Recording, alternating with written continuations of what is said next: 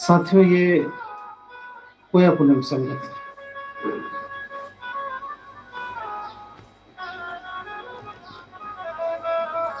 प्रकृति के दर्शन पर आधारित है और साथ में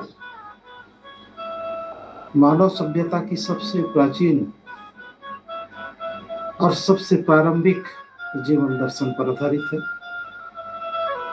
कोया मतलब प्रकृति, पुण्य मतलब सत्य का मार्ग और संगत का मतलब है संगति करना, प्राकृतिक सत्य के मार्ग का संगति करना। ये कार्यक्रम सिर्फ ज्ञान तक सीमित नहीं है, बल्कि ये प्रतिदिन खुद को रिचार्ज करने, प्रतिदिन अपने सोचने के तरीके, व्यवहार करने के तरीके को अपडेट करने, आने वाला भविष्य को बेहतरीन बनाने, अपनी मान सम्मान, प्रतिष्ठा, ज्ञान को अपने भीतर स्थापित करने आदि बहुत से मामलों पर यह संगत कार्यक्रम बहुत जरूरी है। या यूं कहें कि यह कार्यक्रम संपूर्ण जीवन का विज्ञान है, जीवन विज्ञान है, जीवन का संगत है। अभी तक हम लोगों ने देखा कि कैसे संसार की रचना हुई और इस संसार में कैसे पृथ्वी का निर्माण हुआ और उस पृथ्वी में कैसे जीव जंतु उत्पन्न हुए और जीव जंतुओं का विकास कैसे हुआ, उसमें मानव सभ्यता की शुरुआत कैसे हुई और कैसे हमारे कबीलाई व्यवस्था विकसित होते हुए एक नार, परगना, गढ़, कोट, कोर और संयुक्त लेवल तक विकसित हुआ। कैसे हमारे संभुओं की परंपरा शुरू हुई और कैसे संभुओं ने मूल सुलसर्री का सिद्धांत दिया। उसके बाद किस प्रकार से संभुओं की परंपरा आगे बढ़ी और मध्यकाल में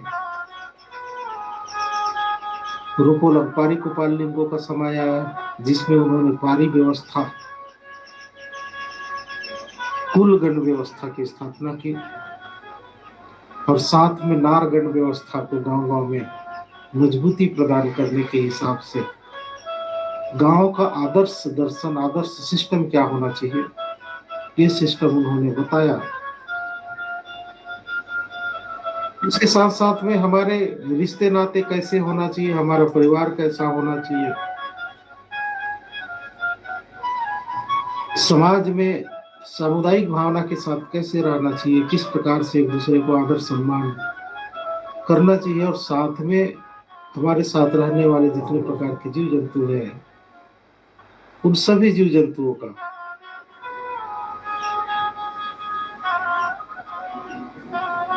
कल्याण कैसे हो, इन सभी विषयों को लेकर के रूपोलंग पारी कुपाल लिंगो और उनका टीम ने इस समाज को और इस दुनिया को, मानव सभ्यता को एक महत्वपूर्ण व्यवस्था उन्होंने प्रदान किया, जिसको कुलगण व्यवस्था, नारगण व्यवस्था कहते हैं। गांव लेवल पर गांव का गुड़ी होता है, गांव का गोटुर होना चाहिए, गांव का सीवान बाउंड्री होना चाहिए और गांव का संचालन करने के लिए गांव के बैगा मांझी मुखिया व्यवस्था होना चाहिए और सब लोग मिलकर के सामुदायिक रूप से रहे, गणतंत्रात्मक इकाई के रूप में रहे, लोकतांत्रिक इकाई के रूप में रहे। ऐसी व्यवस्था उस रूपोलंग पारी कुपाल लिंगो जी ने इस मानव सभ्यता को दिया। वसुधैव कुटुंबकम की भावना दी कि आदमी कहीं भी रहे उसके गोत्र से रिश्ते निकाला जा सकता है, ये व्यवस्था उन्होंने दी। ये सब उन्होंने तो दिया, लेकिन इसके साथ साथ उन्होंने एक महत्वपूर्ण दर्शन दिया और उस दर्शन का नाम है सेवा सर्वे। जैसा कि हमारे ओशोडुम शंभू शेख ने जीवन के प्रमुख लक्ष्य को प्राप्त करने के लिए मून सुलसर्री का सिद्धांत दिया। उन्होंने कहा कि जीवन का जो प्रमुख लक्ष्य है उसको प्राप्त करने के लिए, सुख शांति और समृद्धि को प्राप्त करने के लिए मून सुलसर्री का अभ्यास करना है और मून सुलसर्री के मार्ग पर चलना है। ठीक उसी प्रकार से रूपोलंग कुपाल लिंगो ने जब शंभू की 44वीं पीढ़ी, एक बहुत बड़ा अंतराल होता है और इतने बड़े अंतराल में समाज काफी हद तक विकसित हो चुका था और जहां पर विकसित या जहां पर संसाधन होते हैं वहां पर आलस होता है, आलस्य होता है। आप देखते होंगे कि जैसे जैसे दुनिया विकास कर रहा है वैसे वैसे लोग आलसी होते जा रहे हैं, क्योंकि उनके अधिकांश काम, उनके संसाधन, उनके मशीनों के माध्यम से हो जाता है।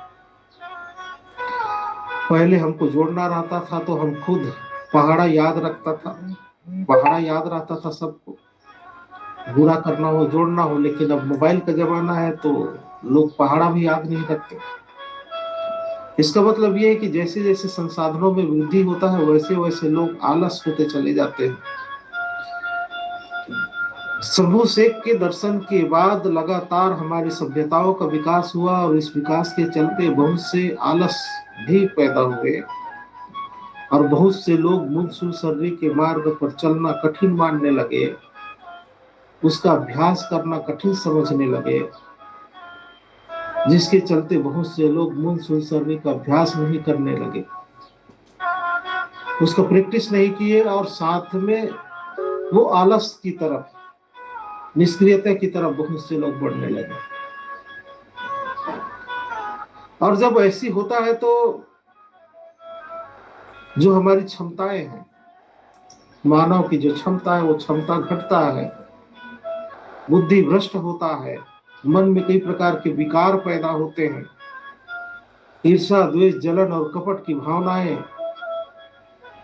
अपनी चरम अवस्था में पहुंचने लगता है, समाज और संगठन में फूट पड़ने लगता है, सब लोग अपने अपने निजी स्वार्थ के लिए काम करने लगते हैं। ऐसी स्थिति में हमारे जो रूपोलंग कुपाल लिंगो थे उन्होंने सोचा कि अगर मून सुलसर्री का पालन सब लोग नहीं कर पा रहे हैं, आलस के कारण से, आलसवश या व्यस्तता के कारण से लोगों के पास समय नहीं है, ऐसे स्थिति में उनका कोई एक सूत्र को हमको पकड़ करके करना है। यदि मून सुलसर्री के जो 12 दर्शन है, 12 जो सिद्धांत है, शारीरिक, मानसिक और बौद्धिक के जो 12 सिद्धांत है, चर्चा करके जो 4 उपाय बताए गए हैं, 4 से 12 जो उपाय है, उन 12 उपायों को यदि न कर पाओ तो कम से कम एक उपाय को तो कर लो। और वो उपाय उन्होंने बताया कि सेवा सेवा सेवा। हम अपने जीवन में एक पैटर्न को जब चेंज करते हैं तो सारे पैटर्न चेंज होने लगते हैं। मतलब सबको चेंज करने की जरूरत नहीं रहती है। यदि आपको अपने जीवन में, चरित्र में सुधार करना हो, आदत को बढ़िया बनाना हो, तो सारे आदतों को सुधार करने की जरूरत नहीं। एक आदत को सुधार लो तो उसके साथ साथ में सारे आदत सुधरने लगते हैं। जैसे घड़ी का काटा, घड़ी के काटा में क्या है कि अगर जो है आपको समय को प्रभावित कर, समय को अगर प्रभावित करना है तो आप घंटे वाला जो कांटा है उसको बिल्कुल छेड़ेंगे नहीं, सेकंड वाले कांटे को बस थोड़ा सा आगे बढ़ा दो तो घंटा वाला कांटा भी अपने आप अपना समय बदल लेता है। पूरा घड़ी का टाइम टेबल चेंज हो जाएगा यदि सेकंड वाले कांटे को भी थोड़ा सा चेंज कर दो तो। उसी प्रकार से हमारे जीवन में हम छोटा सा भी परिवर्तन करते हैं तो छोटे से परिवर्तन के कारण से हमारा संपूर्ण जीवन के अन्य आदत, अन्य व्यवहार में भी परिवर्तन होने लगता है। सारे परिवर्तन एक साथ न कर सको तो एक छोटा सा परिवर्तन करना जरूरी होता है। इसको इस तरीके से भी समझे, मान लीजिए रायपुर से एक हवाई जहाज उड़ा, उसको जाना है दिल्ली, और रायपुर में ही अगर थोड़ा सा एंगल, हल्का सा एंगल दिल्ली की दिशा से थोड़ा सा बस नाम मात्र का एंगल जो थोड़ा सा चेंज कर दिया जाए लेफ्ट साइड में, तो दिल्ली के आते आते तक वही छोटा सा एंगल बहुत बड़ा एंगल हो जाएगा, और दिल्ली ना पहुंच करके वो हो सकता है कि अहमदाबाद पहुंच जाए, गुजरात पहुंच जाए, क्योंकि आगे जाकर तो एंगल बहुत बड़ा हो जाता है ना। छोटा सा परिवर्तन बहुत बड़े परिवर्तन का कारण बनता है। ये कुदरत का नियम है, प्रकृति का नियम। उसी प्रकार से जैसे बहुत से लोगों को कंप्लेन रहता है कि भाई मेरे को रात में नींद नहीं आता है, रात में बुरे बुरे सपने आते हैं, भूत प्रेत का सपना आता है, रात भर ठीक से जो है सुकून से सो नहीं पाता।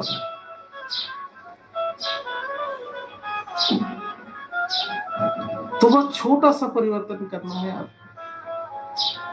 या तो आप खाट के नीचे झाड़ू लगा करके साफ सफाई करके उसके नीचे पानी सींच ले, या फिर तकिया को चेंज कर ले, या खाट के एंगल को थोड़ा सा चेंज कर ले। एक आध सप्ताह के लिए बढ़िया सुकून से नींद आएगा। इस प्रकार से छोटे से परिवर्तन करने से जीवन में बहुत बड़े परिवर्तन आ जाते हैं। तो पारिकुपाल लिंगो जी ने कहा क्योंकि मूनसूल सरनी के 12 सिद्धांतों का यदि पालन नहीं कर पा रहे हैं तो कम से कम एक सिद्धांत का पालन कर लीजिए, और वो एक सिद्धांत है सेवा, सेवा, सेवा। इसीलिए हम ट्राइबल कम्युनिटी के लोग जब भी एक दूसरे से मिलते हैं तो सेवा सेवा जय सेवा, सेवा जोहार कहते हैं। सेवा मूल मंत्र है इस प्रकृति का, पारिकुपाल लिंगो जी ने बताया। हर कुछ प्रकृति में सेवार्थ में है। बिना सेवा की प्रकृति में कोई भी चीज नहीं है। सब एक दूसरे से कनेक्टेड है और सबका अस्तित्व एक दूसरे पर निर्भर है। कोई भी स्वयं का निजी अस्तित्व लेकर के इस संसार में नहीं है। हर एक चीज एक दूसरे से जुड़ा हुआ अस्तित्व में है। जैसे हमारा शरीर मिट्टी से बना है, पानी से बना है, हवा से बना है, तो ये मिट्टी से हमारा अस्तित्व है। लेकिन जिंदा रहने के लिए हम भोजन ग्रहण करते हैं, तो हमारा अस्तित्व पेड़ पौधों से है, और पेड़ पौधे जिंदा रहने के लिए अन्य जीव जंतुओं द्वारा छोड़े हुए कार्बन डाइऑक्साइड को लेते हैं, तो उस पर निर्भर है। पेड़ जो है जमीन, खाद, मिट्टी, पानी पर निर्भर है। पेड़ पर बहुत से जीव जंतु निर्भर है, और बहुत से जीव जंतुओं पर अन्य जीव जंतु निर्भर है। इस प्रकृति में हर एक चीज सेवार्थ में बना हुआ। यहां तक कि अंतरिक्ष में जितने भी तारे हैं, ग्रह हैं, उपग्रह हैं, सब एक दूसरे से निश्चित दूरी पर और निश्चित गुरुत्वाकर्षण बल पर और निश्चित ध्रुवीय खिंचाव के कारण से एक दूसरे से जुड़े हुए। हमारे पृथ्वी में चंद्रमा है, पृथ्वी और चंद्रमा के बीच में एक निश्चित दूरी है और निश्चित कक्षा है, जिसके चलते चंद्रमा और पृथ्वी का संबंध है। चंद्रमा पृथ्वी का चक्कर लगा रहा है। हमारे पृथ्वी और सूरज के बीच में एक निश्चित दूरी है। उन दोनों के बीच पावर खत्म हो जाए तो हमारा धरती सूर्य से जा टकराएगा, क्योंकि सूर्य एक बहुत बड़ा चुंबक है और धरती भी छोटा चुंबक है, और धरती जाकर के गुरुत्वाकर्षण के कारण से सूर्य से टकरा जाएगा, लेकिन एक निश्चित कक्षा में घूम रहा है। उसी प्रकार से चंद्रमा हमारे धरती से आके टकरा जाएगा, लेकिन वो एक निश्चित कक्षा में घूम रहा है। तो सब एक दूसरे को जोड़ करके रखे हुए, सब एक दूसरे को बांध करके रखे हुए हैं, जिसके कारण से ये संसार की स्थिति यथावत बना हुआ है। उसमें से एक नियम भी अगर टूट जाए प्रकृति का, एक नियम भी टूट जाए तो आसमान के सारे ग्रह आपस में जाकर के टकरा जाएंगे, यह पूरी दुनिया में आग लग जाएगी। तो एक दूसरे के जो परस्पर संबंध है इस संसार के हर एक जीवों का, हर एक सजीव और निर्जीवों का, उस परस्पर संबंध का नाम है सेवा। एक दूसरे के सेवार्थ में है सब कुछ। ये कितना बड़ा दर्शन है रूपरंग गोपाल का, बताइए। इस सेवा के पीछे पूरा खगोल विज्ञान है, पूरा प्रकृति विज्ञान है, पूरा जो है पारिस्थितिक तंत्र है, इकोसिस्टम है, जीव जंतुओं का पूरा परिस्थिति स्थिति इस दर्शन के भीतर है, सेवा दर्शन के भीतर है। अन्य समुदाय के लोग अपने भगवान को, अपने ईश्वर को मंदिरों में, दुनिया भर के तीर्थों में खोजते हैं, एक से पूजा पाठ करते हैं, बुढ़ापे में यात्रा करते हैं। अभी जब हम लोग जब भी इधर से गुजरते हैं, ये नर्मदा के रास्ते से, मंडला डिंडोरी, इस रास्ते से तो हम लोग देखते हैं कि बहुत से बुजुर्ग लोग वो पीठ में बिछाने के सामान लेकर के पैदल बिना चप्पल के धूप में बरसात में चलते हुए दिखते, बुजुर्ग लोग बुढ़ापे में नर्मदा परिक्रमा करने के लिए शायद निकले हुए।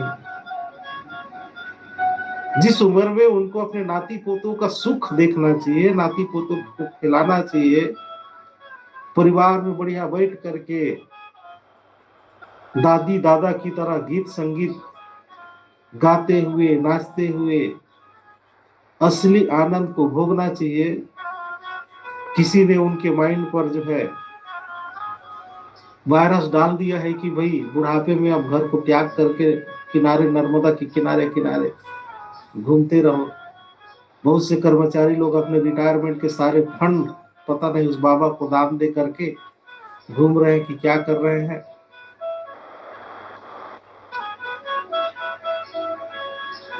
तो दूसरों का जो धर्म है उसमें ईश्वर को, भगवान को खोजने का सिस्टम है,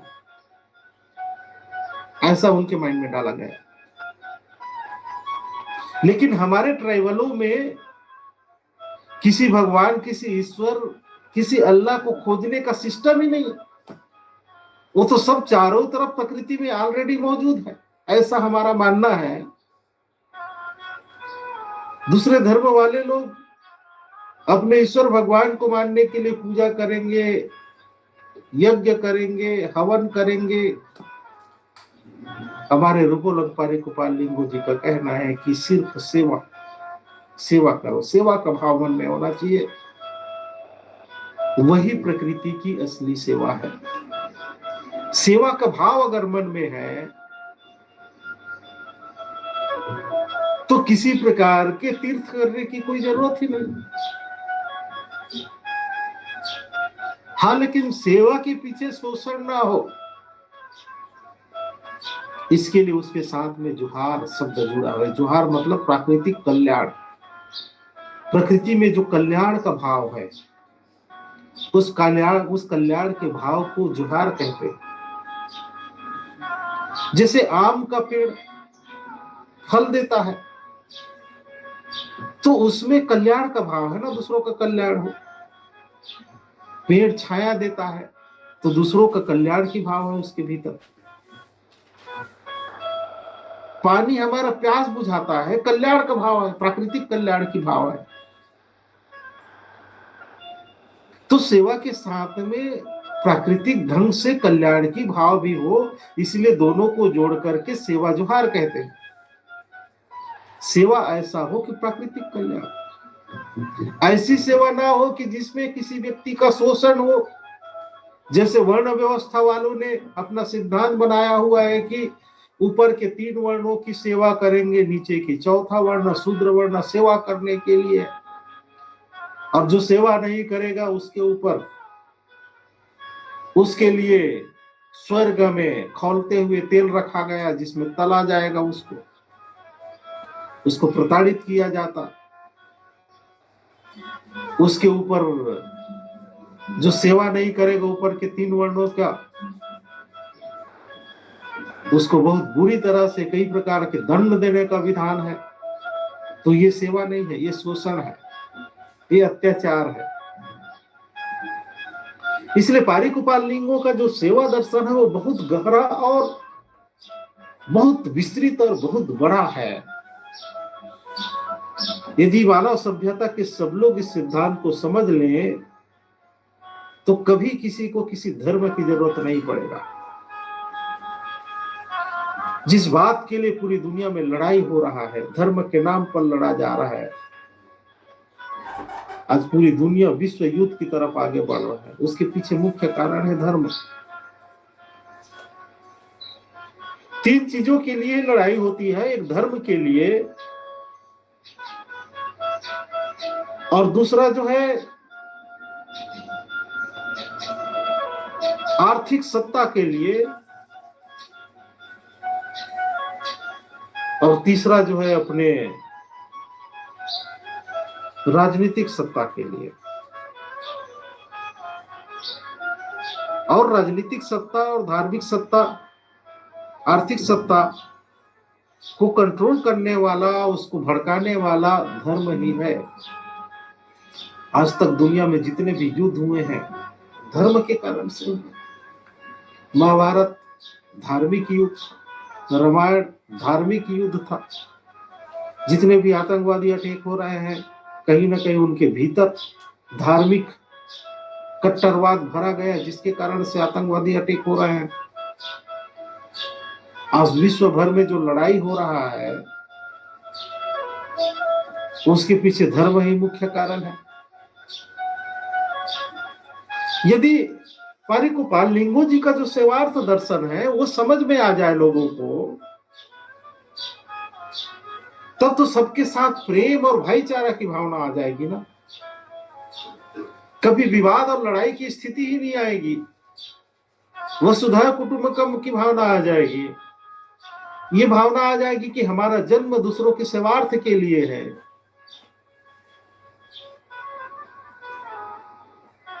इसलिए कोयाकुलम संगत सुनना और जानना बहुत जरूरी है,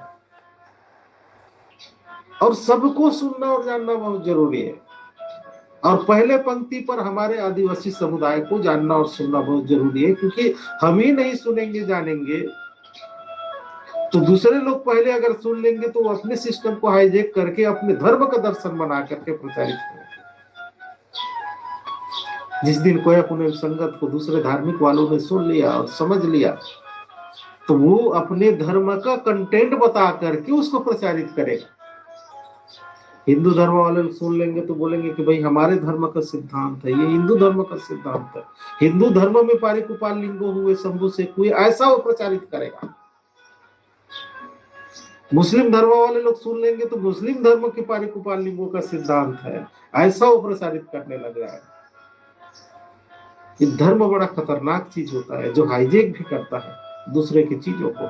इसलिए हमको आदिवासियों को, ट्राइबल कम्युनिटी के लोगों को, गण व्यवस्था में रहने वाले गोंदोला वालों को, गणवाना, गंधर्वाना, गणमंदाना, गोंडवाना के सभी गण जीवों को कोयाकुलम दर्शन सुनना और जानना बहुत जरूरी है। पारिकुपाल लिंगो का जो सेवा दर्शन है, सेवा का जो सिद्धांत है वो बहुत गहरा और बहुत लंबा है और बहुत विस्तृत है। हर एक चीज सेवार्थ में और खूबसूरती से सेवार्थ में। अनार का फल आप लोगों ने देखा होगा, जब अनार ऊपर से देखते हैं तो ऊपर से एक मोटा कवर होता है, जब अनार को खोलते हैं तो भीतर छोटे, और हर एक पैकेट के भीतर जैसे पन्नी का लेमिनेशन करा करके एक एक दाने को सुरक्षित रखा गया हो, वैसी जो है अनार के हर एक दाने बहुत खूबसूरती से पैक करके रखे हुए रहते हैं। जैसे दुकान के सामान को बढ़िया से पार्सल बना करके पन्नी लपेट करके फिर ऊपर से मोटा कवर लगा करके रखा जाता है, वैसी प्रकृति अपने हर एक चीजों को खूबसूरती से पैक करके रखा हुआ है। और ये पैक करके क्यों रखा है? ताकि उसके भीतर जो रस है, उसके भीतर जो स्वाद है, उसके भीतर जो बीज है वो खराब ना हो। और खराब क्यों ना हो? इसलिए खराब ना हो ताकि वो दूसरों के हित में उपयोग हो सके, काम आ सके। अब अनार के दाने का, अनार का क्या काम? अनार अपने दाने को, अपने अपने अनार अपने फल को खुद नहीं खा सकता, आम अपने फल के स्वाद खुद नहीं ले सकता, क्योंकि आम के पास मुंह नहीं होता है। जब आम अपने फल के रस को खुद नहीं खा सकता तो इतना मीठा आम बनाता ही क्यों है? वो इसीलिए बनाता है ताकि मेरे रस को, मेरे फल का स्वाद कोई दूसरा जीव जंतु इस फल का आनंद ले सके। कितनी बड़ी सेवार्थ की भावना है।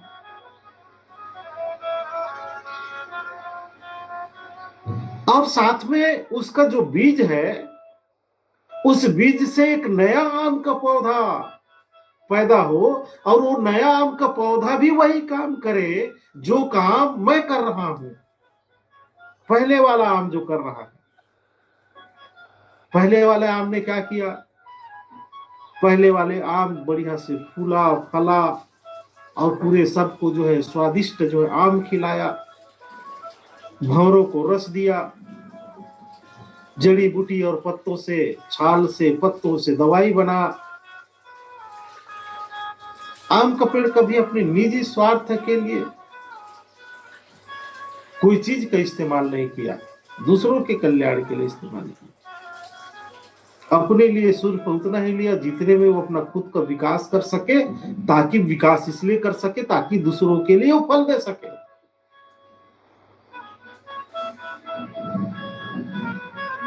उसी प्रकार से सभी जो पौधे हैं, मक्का का जो पौधा है कितना खूबसूरती से अपने बीज को, अपने फल को सुरक्षित रखता है। चारों तरफ से हरा हरा मस्त जो एकदम पेपर जैसा मोटा कवर बनाता है, और कवर के भीतर रेशा जैसे थर्माकोल में पैक होता है वैसे जो है ना, बाल, सफेद बाल टाइप से मुलायम रेशा हर एक दाने के बीच में डाल देता है, ताकि एक भी दाना को किसी प्रकार से कष्ट ना हो।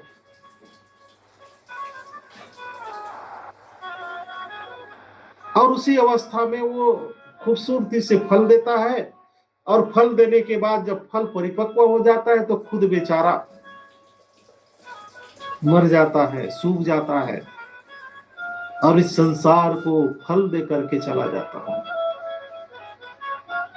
ताकि उस फल का उपयोग हम सब लोग कर सके और नए पौधे भी अंकुरित हो सके। कितनी बड़ी सेवार्थ की भाव है। ये सब जो प्रक्रिया है प्रकृति की, वही तो सेवा है, वही तो सेवार्थ है। कहा जाता है कि आप जो भी संसार में बनाते हैं, उस बनाए हुए चीज को लेकर के आप नहीं जा सकते। मरने के बाद हम लेकर के थोड़ी जाएंगे। तो जब मरने के बाद हम कोई चीज को लेकर के जा ही नहीं सकते तो फिर बनाते क्यों? हम मकान बनाए, जमीन बनाए, घर बनाए, संपत्ति बनाए, जब उसको लेकर के जा ही नहीं सकते मृत्यु के बाद, तो फिर बनाए क्यों? बनाया इसलिए जाता है ताकि उस संपत्ति से परिवार के लोग, रिश्तेदार लोग, समाज के लोग उसका उपयोग कर सके, दूसरों के जीवन में वो काम आ सके। वैज्ञानिकों ने बल्ब बनाया, तो क्या उस बल्ब का अकेले उपयोग करता है? सब लोग उपयोग करते हैं उस बल्ब का। किसी वैज्ञानिक ने मोटरसाइकिल बनाया, किसके लिए बनाया? सब लोगों के लिए बनाया, सब लोग इस्तेमाल करते हैं। किसी ने लोहा बनाया, सोना बनाया, चांदी बनाया। अब जिसने बनाया वो सबको लेकर के तो जाता नहीं। किस लिए बनाया? ताकि ये संसार उपयोग करे।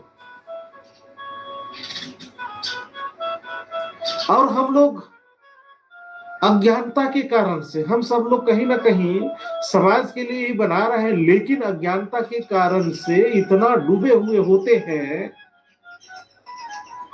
कि समाज से ही खुद को काट लेते हैं, निजी निजी जीवन यापन करने लगते हैं, अपने संपत्ति का किसी को उपयोग करने नहीं देते हैं। समाज सेवा के लिए तो बिल्कुल भी उपयोग करने नहीं देते अपने संपत्ति को, अपने चीजों को। यहां तक कि अपने ज्ञान को भी समाज में नहीं बांटना, अपने पूंजी भी समाज में नहीं बांटना, अपना समय भी समाज को नहीं देना। और ये प्रवृत्ति उन लोगों के पास है जो पढ़ा लिखा समाज है। जो ज्यादा पढ़ लिख जाता है वो अपने आप को और सीमित कर लेता है। जो बिल्कुल पढ़ा लिखा नहीं है, वो गांव में रहता है, वो सबके साथ बैठ करके सबके साथ सामूहिक विकास की बात करता है। गांव में रहने वाले सब लोग मिल करके त्योहार मनाते हैं, मिल करके खेती करते हैं, मिल करके पंडुब मनाते हैं, एक दूसरे के सुख दुख में काम आते हैं, मरनी छठी हरी सब में जो है एक दूसरे का सहयोग करते हैं। दोना पत्तल से लेकर के बरार चंदा तक सब कुछ में गांव का जो पढ़ा लिखा समाज नहीं है वो सब में सहयोग करता है। लेकिन जो पढ़ा लिखा समाज है वो गांव से खुद को अलग करके शहर के किसी कमरे में अपने आप को पैक कर लेता है और वो सोचता है कि मैं सबसे ज्यादा पढ़ा लिखा हूँ, सबसे संपन्न व्यक्ति हूँ, तो मेरा जीवन सफल हो गया, ऐसा वो सोचता है।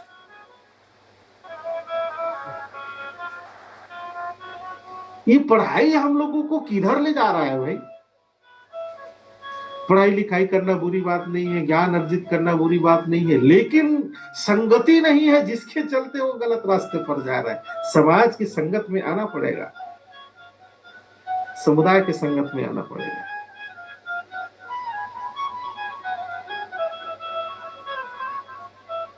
हर एक जीव जंतु इस प्रकृति में सेवार्थ है। इसीलिए पारिकुपाल लिंगो जी का कहना है कि अगर सेवा मंत्र को जो लोग समझ गए उसके जीवन में सुख ही सुख होगा, शांति शांति होगा, आनंद ही आनंद होगा। उसको किसी ईश्वर भगवान अल्लाह की तलाश करने की जरूरत नहीं होगी। उसको किसी तीर्थ किसी धाम में मन्नत मांगने की जरूरत नहीं होगी। सब कुछ ऑटोमेट होने लगेगा। प्रकृति में हर चीज ऑटोमेट का सिद्धांत चलता है। प्रकृति में हर चीज ऑटोमेट है।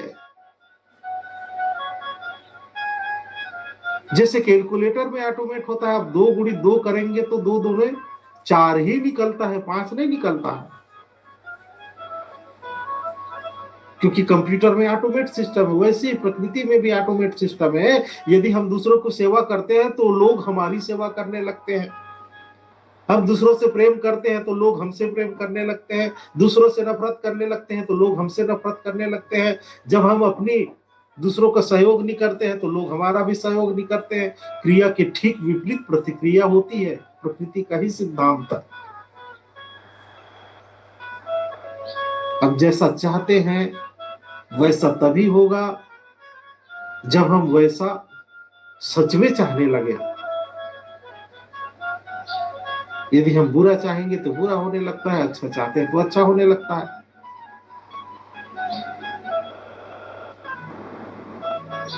कुल मिलाकर के हमारे जीवन में आसपास जो समस्याएं हैं, जो परेशानी है, वो सब कुछ हमने खुद क्रिएट किया हुआ है। हमने आसपास एक ऐसा जाल, एक ऐसा षड्यंत्र रच लिया है अपने खुद के लिए, जिस पर हम खुद फंसे हुए हैं। कोकून के भीतर जो कोसे का जो कीड़ा होता है, कोकून का जो कीड़ा होता है, वो अपने चारों तरफ रेशे से एक कवर बना लेता है और उसके भीतर में फंस करके मर जाता है। हालांकि वो कोकून बनाना भी दूसरों के सेवार्थ में, उससे कपड़े बनता है। जैसे कोकून के भीतर कीड़ा खुद को फंसा करके मार डालता है, वैसे ही हम लोग अपने चारों तरफ दुनिया भर की परेशानी खड़ा करते हैं, अपने ही मोह माया का जाल बुन लेते हैं, अपने लिए बहुत सी समस्याएं खड़ी कर लेते हैं और उन्हीं समस्याओं में उलझ करके, तिल तिल करके, घुट घुट करके अपना जीवन जीने लगते हैं और शिकायत करते हैं कि हमारे जीवन में दुख ही दुख है, कष्ट ही कष्ट है, पीड़ा ही पीड़ा है, संकट ही संकट है। उस जाल को तोड़ करके बाहर निकलना पड़ेगा। चारों तरफ जो आपने जाल बुन करके रखा है, समस्याओं का, संकट का, अज्ञानता का, भ्रम का, भय का, भ्रष्टाचार का, उस जाल को तोड़ करके बाहर निकलना पड़ेगा और बाहर निकल करके देखना पड़ेगा कि ये दुनिया कितना बड़ा है और कितना खूबसूरत है और इस दुनिया में कोई चीज की कमी नहीं है। सब कुछ अकूत मात्रा में भंडार के रूप में भरा पड़ा है। जिसको जो चाहिए वो सब कुछ इस संसार में भरा पड़ा है। बस उसको हासिल करने के तरीके कैसे मिले, इस बात का ज्ञान होना चाहिए और ये ज्ञान संगत के माध्यम से ही आ सकता है। गलत संगत करने से आदमी गलत दिशा में चला जाता है।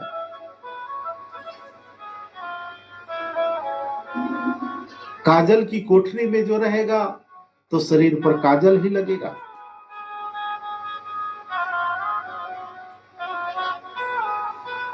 लेकिन जो सही ज्ञान की संगत में रहेगा तो उसको सही ज्ञान ही मिलेगा। हम जितने लोग इस कार्यक्रम में जुड़ रहे हैं, 30-40 लोग जुड़ते हैं, जबकि इस दुनिया की आबादी कितना बड़ा है। हमारे ट्राइबल कम्युनिटी की ही आबादी देख लीजिए, भारत में ही 14-15 करोड़ लोग हैं। फिर विश्व भर में कितने ढेर सारे लोग हैं। अगर ऊपर आसमान से देखा जाए कि कोयापुरम संगत कहाँ चल रहा है, तो हम लोग तो माइक्रोस्कोप से भी दिखाई नहीं देंगे ना, इतने छोटे लोग हैं, इतने कम लोग हैं हम लोग। मतलब माइक्रोस्कोप के भी बड़े माइक्रोस्कोप में भी देखा जाए तो भी 40-50 लोगों की कहां पर गिनती होगी। वो दशमलव दशमलव दशमलव में भी कई दशमलव लगा दीजिए, उसमें भी हम लोग नहीं आएंगे। अब इतने लोग मिल करके दुनिया को बदलने की हम लोग सोच रहे हैं, लेकिन प्रकृति वाइब्रेशन से चलता है, तरंग से चलता है। हम सब लोग जो यहाँ बैठ करके बात कर रहे हैं संगत के रूप में, भले 40 लोग सुन रहे हैं, लेकिन इसकी तरंग प्रकृति में जा रहा है, इसका वेव प्रकृति में जा रहा है और दूर बैठे किसी व्यक्ति को प्रभावित करेगा और जो प्रभावित होगा उसको पता भी नहीं चलेगा किसके माध्यम से मैं प्रभावित हुआ हूं, लेकिन वास्तव में हम लोगों के प्रयास के कारण से वो प्रभावित हुआ रहेगा। ये भी प्रकृति का सिद्धांत है। इसलिए कभी भी अपने आप को छोटा या अपनी संख्या को छोटा नहीं समझना चाहिए। ये विशाल तरंग पूरी दुनिया में फैलेगा।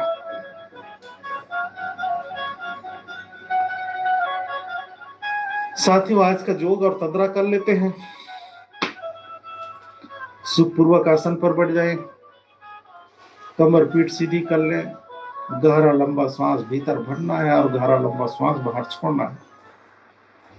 उसके पहले संपूर्ण शरीर को रिलैक्स और शांत कर लीजिए। आपके चेहरे पर शांति है, प्रसन्नता है, आनंद है।